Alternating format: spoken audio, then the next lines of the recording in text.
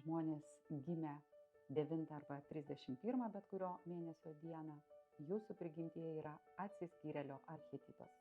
Jam būdingas gilus mąstymas, savarankiškumas ir poreikius atrasti tiesą savo viduje. Gimė 10 bet kurio mėnesio dieną turi archetipą likimo ratas. Toks žmogus jautrus gyvenimo ciklams ir pokyčiams, gebantis greitai prisitaikyti, ir jis dažnai turi tokį stiprų pojūtį pamatyti platesnį vaizdą. Gimusieji 11 bet kurio mėnesio dieną turi jėgos archetipą.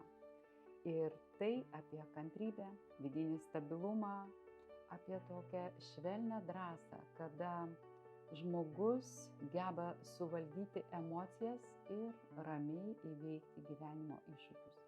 Gimusieji 12 dieną turi pakabintojo archetipą. Tokie žmonės mato pasaulį iš kitos perspektyvos.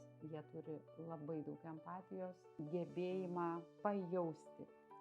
Šie žmonės nebijo keistis ir dažnai tampa katalizatoriais ten, kur reikalingas pokytis.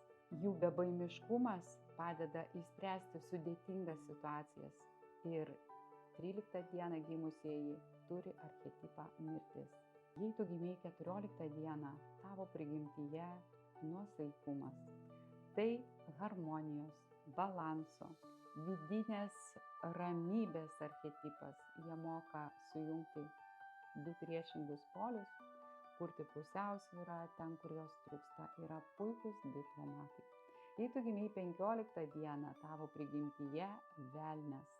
Tai didelės energijos, magnetizmo, kūrybinės aistros žmonės.